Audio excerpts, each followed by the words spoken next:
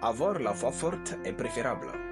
Shalom bien-aimés dans le Seigneur, notre méditation du jour s'intitule « Avoir la foi forte est préférable ». Nous tirons notre texte dans Romains chapitre 4, le verset 20, qui nous dit ceci. « Il ne douta point par incrédulité au sujet de la promesse de Dieu, mais il fut fortifié par la foi, donnant gloire à Dieu. » Alléluia.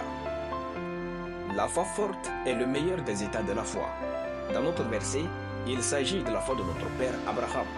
Il est écrit, il fut fortifié par la foi, donnant gloire à Dieu. Abraham à ce stade avait une foi forte, si forte qu'il eut une confiance inébranlable dans la parole et commença à rendre gloire à Dieu, car il était certain que Dieu fera ce qu'il lui avait dit. En fait, on quitte de la grande foi à la foi forte, soit en imitant les héros passés et présents de la foi, soit en prenant des risques au niveau de la révélation des Écritures qui nous habitent. Lorsque votre foi est forte, elle est pleine dans son état. Déjà vous êtes fort, vous ne considérez point les circonstances, vous ne regardez pas à vos sarras ou à vos canaux humains pour déterminer votre miracle, vous donnez gloire à Dieu, vous êtes plein d'assurance, vous changez de nom et de langage d'Abraham à Abraham, car vous détenez la révélation de Dieu. Vous réalisez donc maintenant que la foi dont parle Hébreux chapitre 11 n'est ni la foi faible, ni la petite foi, ni la grande foi, mais la foi forte. Si autrefois vous l'avez confondu, ne le refaites plus.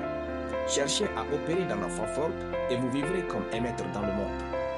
Dans Marc chapitre 11, le verset 22, lorsque Jésus a dit à ses disciples d'avoir la foi en Dieu, il nous enseigne à avoir une foi solide. Il n'a pas dit, eh bien, essayez de faire grandir votre foi. Il n'a pas dit non plus, je sais que votre foi est encore faible, mais un jour elle deviendra forte.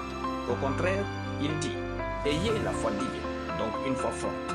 Une foi forte est la foi qui parle, et cela arrive. C'est la foi que Dieu a utilisée pour créer les cieux et la terre.